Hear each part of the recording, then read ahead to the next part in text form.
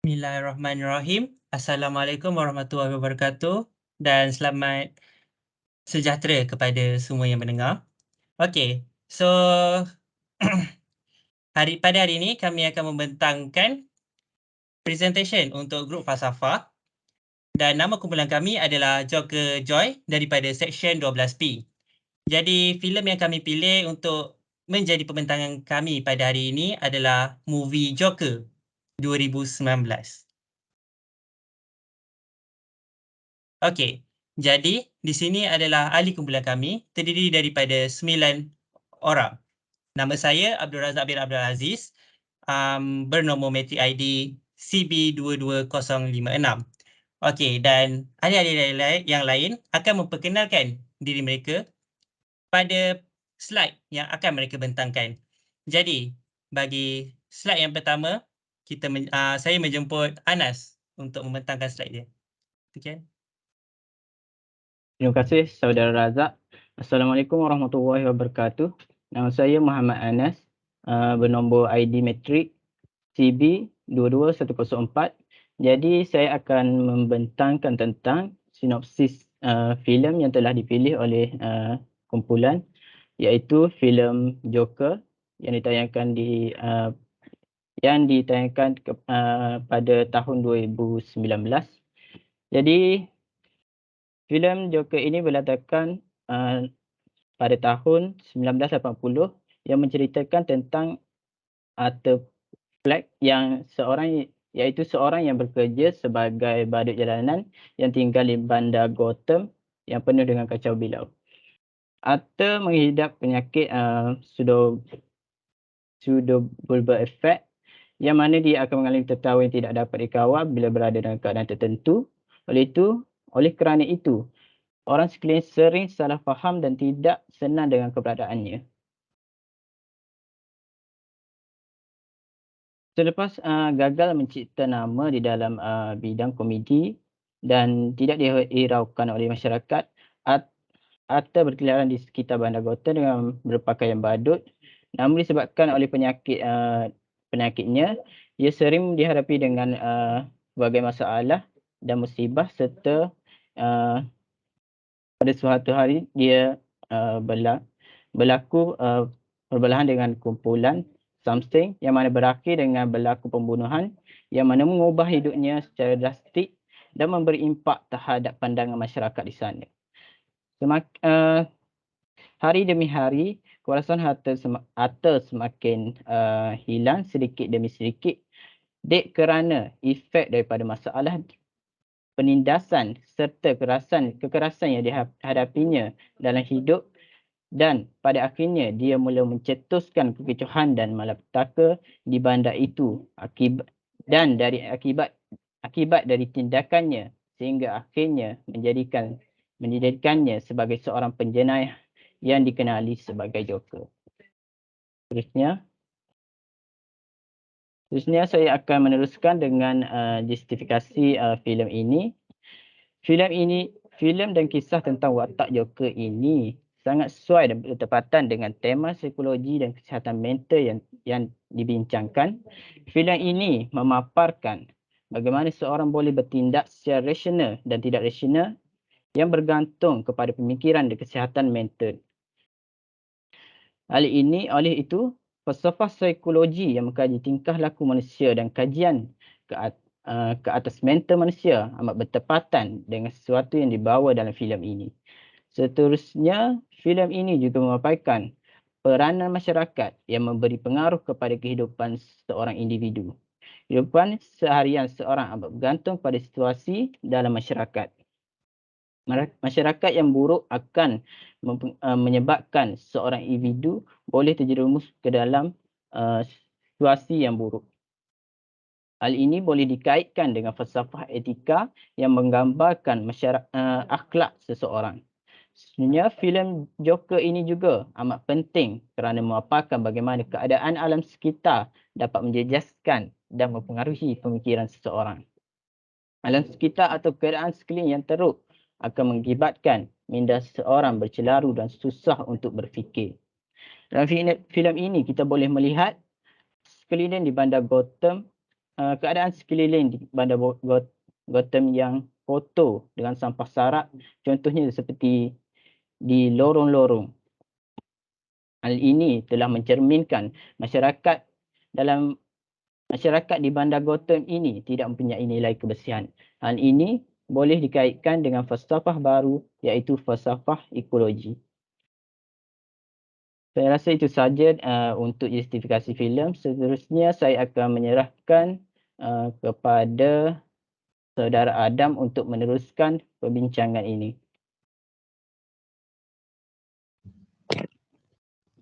Terima kasih Anas. Assalamualaikum. Nama saya Muhammad Amirul Adam bin Muhammad Nazri dari Fakulti Komputeran. Nombor metrik saya ialah CB22092. Saya akan membentangkan relatif filem ini dengan isu semasa. Realiti yang pertama ialah kekurangan perhatian terhadap kesihatan mental. Filem ini banyak mengetengahkan stigma masyarakat mengenai penyakit mental. Kesihatan mental ni merupakan satu isu yang serius, tapi ianya sering dipandang enteng oleh masyarakat. Ramai orang beranggapan bahawa kesihatan mental yang tidak baik tidak mempunyai kesan yang besar dalam masyarakat dan tidak perlu diambil berat kalau dibandingkan dengan kesihatan fizikal. Pesakit mental juga sering disalahertikan oleh masyarakat kerana pengetahuan yang cetek tentang kesihatan mental. Akan tetapi, Pertubuhan Kesihatan Dunia iaitu WHO pernah mengeluarkan kenyataan bahawa kesihatan mental juga boleh memberikan kesan yang ketara dalam pelbagai aspek kehidupan. Antara kesan-kesan yang boleh dilihat ialah kemerosotan prestasi ketika di sekolah atau bekerja, hubungan dengan orang sekeliling menjadi renggang, sering mengasingkan diri dari masyarakat dan lain-lain lagi. Contoh yang dapat dilihat dalam filem ini ialah Azhar sering diberikan layanan yang teruk oleh masyarakat disebabkan penyakit mental yang dialami. Dia sering disalahfaham sebagai seorang yang tidak sensitif dan pelik apabila simptom-simptom penyakit mentalnya terdedah.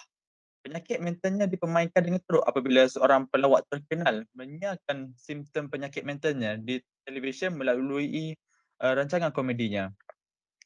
Kesihatan mental juga jelas diabaikan oleh pihak berkuasa di bandar Gotham dengan penuntutan program servis komuniti yang disebabkan oleh kegawatan ekonomi. Dengan penutupan tersebut, Azhar tidak lagi mampu mendapatkan ubat-ubatannya. Kesihatan mentalnya semakin merosot selepas dia mendapat tahu hubungan sebenar antara ibunya dan Thomas Wayne serta punca yang menyebabkan dia mempunyai penyakit mental. Azhar juga mendapati bahawa kehadiran Sophie iaitu seorang jirannya yang merupakan ibu tunggal hanyalah hayalannya yang berkemungkinan kesan penjejasan kesihatan mentalnya. Dalam filem ini juga Azhar telah membunuh beberapa orang seperti ibunya, Randall dan Murray kerana dipercayai bahawa ketiga-tiga orang ni merupakan punca kesengsaraan yang dihadapinya. Isu ini berkait dengan falsafah logik. Masalah dalam kehidupan yang berpanjangan boleh menjejaskan kesihatan mental seseorang dan memberikan kesan yang buruk dalam kehidupannya jika tidak diuruskan dengan baik. Dalam filem ini, Arthur Fleck mempunyai pelbagai masalah yang dihadapinya seperti prestasinya ketika bekerja serta hubungannya dengan ibunya. Masalah-masalah tersebut berlaku secara berpanjangan sehingga menyebabkan kesihatan mental yang terjejas dan telah menyebabkan pelbagai kesan-kesan yang mempengaruhi cara pemikiran dan tindakan dia sehingga menyebabkan dia gagal mengawal dirinya. Seterusnya.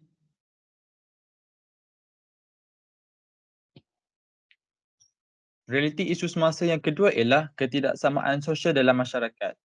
Filem ini banyak memaparkan ketidaksamaan sosial dalam masyarakat dengan cara yang sangat dekat dengan realiti sebenar dalam masyarakat.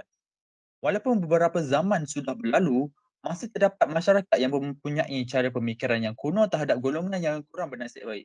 Segelintir masyarakat berpendapat bahawa golongan tersebut merupakan golongan yang mempunyai nilai dan darjat yang rendah dan sering diberikan layanan yang teruk oleh masyarakat. Kadang-kadang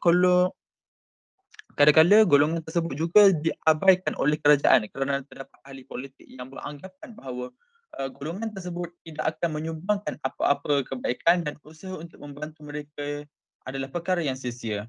Contoh yang kita dapat lihat di Malaysia ialah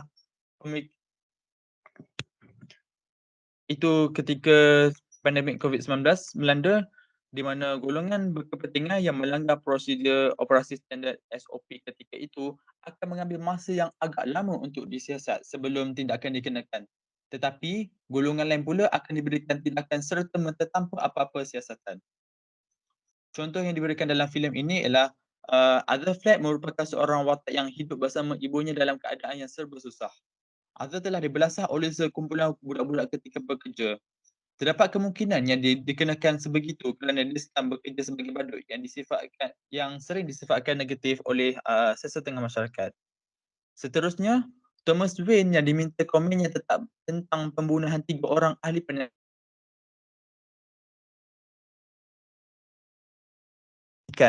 hanya kerana mereka bekerja untuknya walaupun dia sendiri tidak mengenali mereka secara peribadi. Thomas Wayne juga menyifatkan pembunuh tersebut iaitu Arthur sebagai seorang yang pengecut yang iri hati dengan golongan yang bernasib baik. Akibat dari pemikiran itu, kebanyakan masyarakat telah memprotes untuk menunjukkan perasaan tidak puas hati mereka terhadap golongan yang berfikiran seperti Thomas. Isu ini berkait dengan falsafah aksiologi etika. Pemikiran bahawa golongan yang tidak bernasib baik merupakan golongan yang tiada nilai atau darjat di sisi masyarakat merupakan suatu pemikiran yang kuno dan seharusnya tidak perlu wujud pada zaman yang bertamadun pada hari ini. Pemikiran tersebut dari layanan yang tidak baik yang diberikan kepada golongan itu telah merupakan faktor utama ketidaktenteraman dalam bandar Gotham. Sepatutnya manusia yang bernasib baik tidak seharusnya menunjukkan kelakuan seperti itu kerana ianya menunjukkan nilai moral dan budi pekerti yang rendah. Itu saja pembentangan saya. Saya serahkan pembentangan ini kepada rakan saya, Aidit. Assalamualaikum warahmatullahi wabarakatuh. Nama saya Wan Muhammad Aidit Aikal, nombor matrik CB21069. Saya akan bercakap mengenai realiti isu semasa iaitu stratifikasi sosial dalam kalangan masyarakat. Stratifikasi sosial adalah isu yang amatlah serius di kalangan masyarakat terutamanya di Malaysia. Sebagai contohnya, stratifikasi sosial mempunyai kesan yang baik dan juga kesan yang buruk yang dibawa yang amatlah membimbangkan. Ini sebagai contoh adalah dapat kita lihat dalam bidang pendidikan di mana ia boleh mengakibatkan seseorang itu mendapat taraf pendidikan yang berbeza hanyalah berdasarkan status keluarga mereka. Di dalam filem ini juga kita dapat melihat golongan seperti Arthur tidak diberikan akses kepada pertolongan yang diperlukan olehnya seperti mana yang kita dapat lihat perkara yang berlaku terhadap Arthur sendiri. Seterusnya, isu semasa yang kedua adalah mengenai soalan tentang sifat kebenaran dunia. Di dalam filem ini, kita dapat melihat Arthur Fleck mengalami halusinasi dan pemikiran delusi. Ini menimbulkan persoalan yang seberapa banyak boleh mengakibatkan penglihatan yang dilihat dalam movie ini sebagai sumber pengetahuan. Filem ini menyelami tema penolakan masyarakat yang mengakibatkan Arthur meragu pemahamannya sendiri tentang realiti dan tempatnya di dunia ini. Ini adalah soal subjektiviti pengetahuan dan bagaimana ia mempengaruhi pandangan seseorang itu terhadap realiti yang didalaminya. Ia juga menunjukkan bagaimana masyarakat boleh memanipulasi masa dan menentukan cara mereka melihat realiti yang menunjukkan isu-isu kuasa, kawalan, manipulasi informasi dan kefahaman masyarakat mengenai dunia. Seterusnya saya akan menyerahkan pembentangan ini kepada pembentang seterusnya iaitu Umi.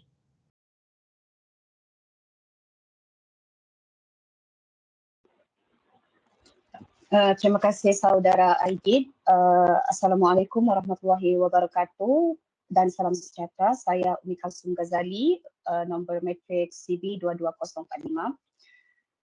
Di sini saya akan menerangkan berkenaan faktor dalaman yang mempengaruhi kehidupan Arthur Fleck iaitu Joker sehingga timbulnya beberapa permasalahan dalam kehidupan hariannya.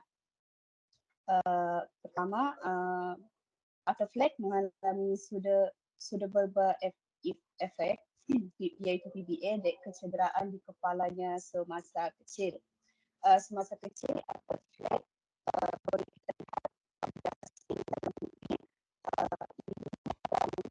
ibunya telah menderanya kerana ibunya juga mengalami penyakit mental. Dan ini menyebabkan Arthur Fleck mengalami penyakit neurologi iaitu PBA. Arthur Fleck sering terketawa terbahak-bahak tanpa sebab dan ini menyebabkan orang sekelilingnya memandang pelik dan memandang Arthur Fleck sebagai seorang yang menyedihkanlah. Cabang falsafah yang berkait dengan masalah mental ini adalah cabang psikologi di mana kita boleh lihat masalah mental PBA ini merupakan masalah mental yang berat. Seterusnya, Arthur Fleck dilihat tidak berpegang kepada mana-mana agama. Arthur Fleck kehilangan rasionalisme kerana tidak mempunyai kepercayaan kepada sesuatu pegangan dan dia juga tiada tempat untuk bergantung. Seperti yang kita tahu, sekiranya kita tidak mempunyai kepercayaan kepada mana-mana agama, kita akan merasa kita tidak ada tempat bergantung dan tidak ada tempat untuk berharap. Cabang falsafah yang berkait dengan isu ini ialah cabang falsafah metafizik. Seperti yang kita lihat, Arthur Fleck tidak mempunyai mana-mana agama.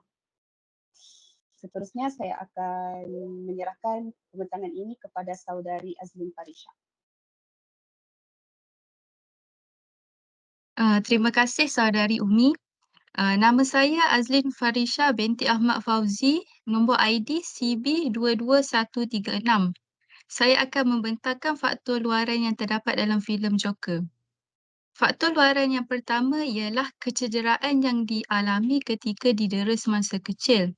Arthur Fleck telah didera oleh ibunya semasa dia masih kecil disebabkan oleh masalah mental yang dihadapi oleh ibunya. Faktor seperti masalah mental inilah yang menjadikan ibu bapa mengambil jalan mudah melepaskan marah mereka kepada anak-anak tanpa benar-benar mempertimbangkan apa yang mungkin dirasai oleh kanak-kanak itu. Kesan kepada penderaan tersebut akan menyebabkan kecederaan fizikal seperti Arthur Fleck mengalami kecederaan di kepala yang menyebabkan dia menghidap penyakit PBA semasa didera oleh ibunya. Cabang falsafah yang relevan ialah falsafah teoretikal iaitu metafizik ontologi di mana ibunya telah mendera Arthur tanpa belas kasihan sehingga menyebabkan kecederaan di kepalanya. Faktor luaran yang kedua pula ialah Arthur Fleck dibuli semasa bekerja.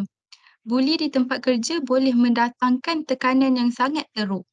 Tekanan yang dialami akan menjadikan sangat teruk dan membebankan seseorang apabila tugasan atau kerja yang ditugaskan tidak dapat dijalankan dengan baik, tidak mengikut arahan yang telah ditetapkan ataupun gagal mencapai objektif. Contohnya seperti Arthur, semasa dia berusaha menghiburkan orang ramai, terdapat sekumpulan remaja merampas dan membawa lari papan pengumuman yang dia sedang pegang. Dia berlari untuk mendapatkan papan tersebut sebabnya papan itu digunakan untuk bekerja. Malah dia dipukul dengan papan tersebut sehingga hancur dan disepak oleh sekumpulan remaja tersebut. Di sini jelaslah bahawa Arthur dikecewa sebab dia gagal menjalankan kerja dengan baik. Malah yang lebih teruk dia dibuli yang menyebabkan Arthur menjadi tekanan.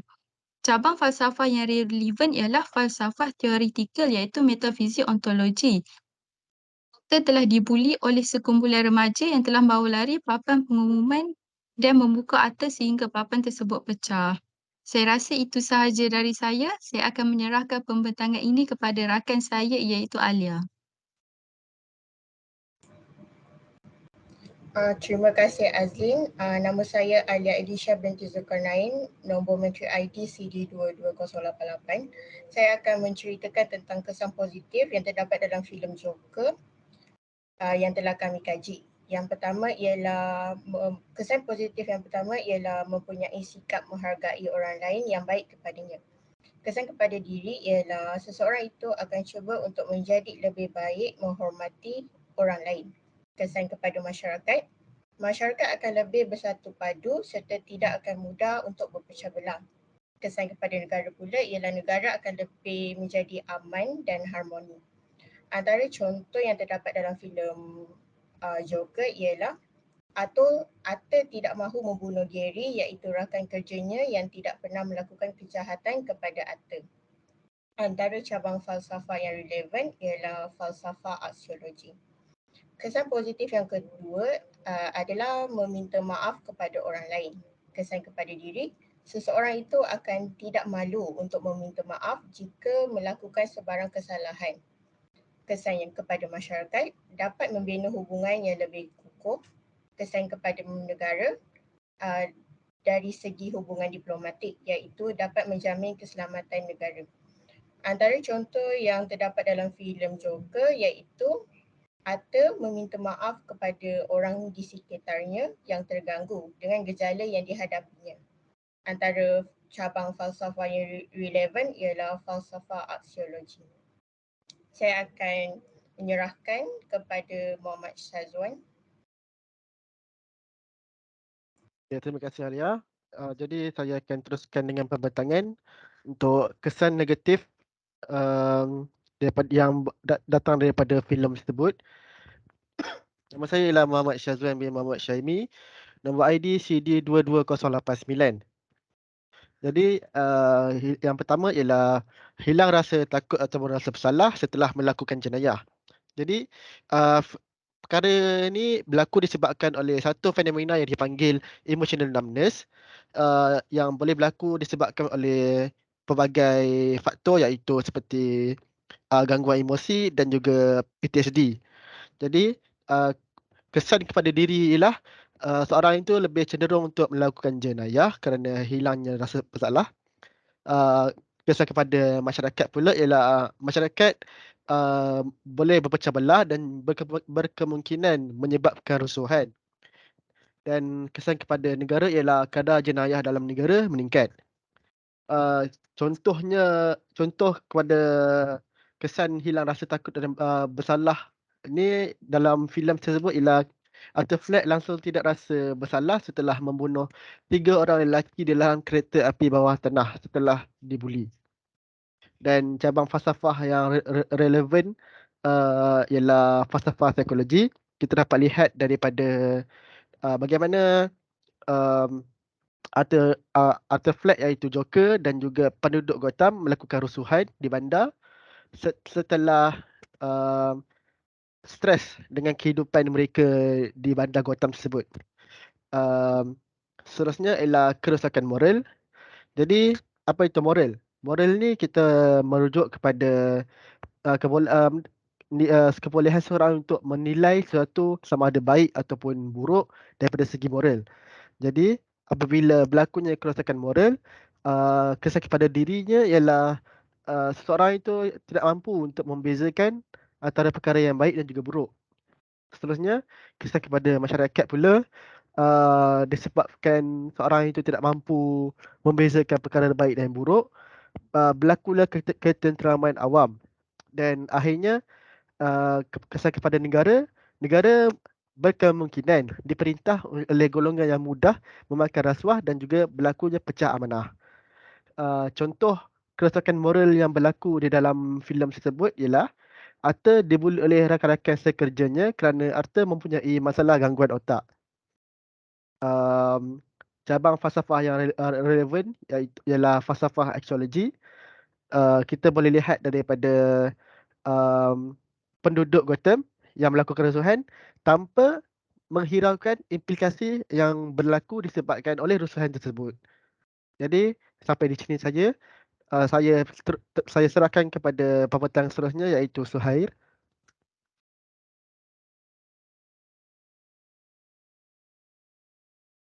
Baiklah, terima kasih saudara Syazwan.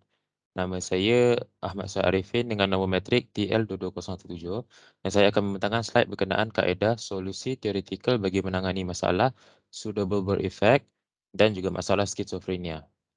Baiklah, yang pertama, salah satu cara teoretikal untuk mengatasi masalah pseudo-Berber effect iaitu PBA adalah dengan meletakkan emosi secara bertentangan. Yang kedua, contohnya apabila sedang menangis, kita boleh memikirkan sesuatu yang menggembirakan atau cuba untuk menonton filem yang membolehkan untuk ketawa. Dan yang seterusnya, apabila sedang ketawa tanpa tidak terkawal, kita juga boleh memikirkan sesuatu yang menyedihkan seperti sesebuah adegan filem atau kenangan sedih untuk menenangkan diri. Okey, selanjutnya. Baiklah, yang seterusnya adalah cara untuk menangani masalah skizofrenia. Salah satu cara teoretikal untuk mengatasi skizofrenia adalah dengan tidak bergantung sepenuhnya hanya pada ubat sahaja. Strategi bantu diri dapat membantu untuk mengurangkan simptom dan mendapatkan semula rasa terkawal ke atas kesihatan dan juga kesejahteraan diri. Dan yang terakhir, supportive treatment dapat mengajar cara untuk mengatasi khayalan diri, mengabaikan suara dalam kepala, melindungi daripada berulang dan memotivasikan diri untuk bertahan dengan rawatan dan bantuan diri. Baiklah, itu sahaja untuk kaedah solusi teoretikal daripada saya, dan pembentangan seterusnya akan diserahkan kepada rakan saya iaitu Razak. Okey, terima kasih Suhail atas kaedah solusi teoretikal. Jadi saya akan sambung kepada kaedah solusi praktikal. Okey, kaedah solusi praktikal. Dari segi individu, mungkin seseorang itu boleh cuba untuk pergi ke tempat ibadah sekurang-kurangnya secara berkala. Sebagai contoh, jika seseorang itu merupakan seorang Muslim, seharusnya dia cuba untuk pergi ke masjid supaya mindanya dipenuhi dengan ajaran agama. Kerana ajaran agama ini, insya-Allah semuanya yang baik-baik sahaja. Jadi apabila kita memenuhkan fikiran kita dengan perkara yang baik, kita tidak akan mudah untuk terpesong ataupun hilang kawalan diri kita sendiri. Okey, jadi solusi praktikal yang kedua adalah daripada segi masyarakat. Jadi masyarakat ini seharusnya mereka saling mengenal antara satu sama lain. Hal ini supaya apabila mereka kenal secara rapat jiran-jiran mereka ini, mereka boleh meminta bantuan jika mereka dalam keadaan yang bermasalah dan diorang tidak akan malu atau takut yang tidak munasabah untuk meminta bantuan kepada orang yang mereka percaya. Jadi, apabila masyarakat ini bersatu padu dan membantu antara satu sama lain, jadi kemungkinan besar masalah seperti yang berlaku kepada Arthur Fleck tidak akan berlaku kepada sesiapa yang dalam masyarakat tersebut. Okey, jadi bagi saya itu je yang saya ingin sampaikan bagi kaedah solusi praktikal. Dan akhir sekali, kesimpulan bagi pembentangan ini akan dibentangkan oleh Anas semula. Terima kasih Saudara Razak. Jadi saya seterusnya akan membentangkan tentang kesimpulan yang boleh diambil daripada filem Joker ini. Filem Joker dan tema kesihatan mental ini. Jadi pertama kita haruslah menjaga kesihatan mental agar kita dapat bertindak dan melakukan perkara dengan benar dan berfikiran rasional dalam apa yang dilakukan. Hal ini kerana hanya individu yang sihat dari segi mentalnya sahaja berupaya mengekalkan perhubungan yang harmoni dengan orang sekeliling dan menjalankan kehidupan seharian yang baik. Selain itu, kita haruslah menitik beratkan hubungan yang baik antara sesama manusia dan juga dengan pencipta. Hubungan yang baik dengan orang sekeliling dan akan membuatkan hidup lebih sejahtera yang mana akan menciptakan masyarakat yang harmoni dan prihatin antara satu sama lain. Hubungan yang baik dengan pencipta pula agar hidup kita lebih diberkati dan dipermudahkan segala urusan dan dapat menerapkan nilai agama seperti sentiasa bersabar dengan dugaan yang dihadapi. Kita juga haruslah mengambil berat tentang punca dan kesan daripada berlakunya gangguan mental yang mana akan menjejaskan diri sendiri, keluarga dan masyarakat. Jadi kesimpulannya, kesihatan mental sangatlah penting dalam memastikan kualiti hidup yang baik bagi seseorang. Seperti kesihatan fizikal, kesihatan mental juga sangat penting. Jika kesihatan mental terganggu, kondisi fizik dan kualiti hidup juga akan menurun. Kesihatan mental berpengaruh terhadap bagaimana seorang berfikir, merasakan, bertindak, membuat keputusan dan berinteraksi dengan orang lain. Hal ini menunjukkan bahawa kesihatan mental berperan sangat penting dalam bentuk peribadi dan tindakan dalam kehidupan seseorang. Oleh itu, masyarakat kini perlulah mengambil berat rencana tentang kesihatan mental diri dan ahli keluarga supaya dapat membentuk masyarakat yang harmoni dan negara yang aman. Jadi, itu saja yang boleh disimpulkan dalam tentang topik kesihatan mental dan topik dari filem Joker ini. Jadi untuk mengakhiri, sebelum mengakhiri pembentangan pada hari ini, saya akan menyampaikan sebuah pantun yang direkod oleh kumpulan kami. Mengenang silam di malam hari, berganti angau di tengah pagi. Mohon maaf atas kesalahan diri. Kami berusaha untuk mencuba lagi. Jadi itu saja dari kami untuk pembentangan hari ini. Sekian, terima kasih dan salam sejahtera.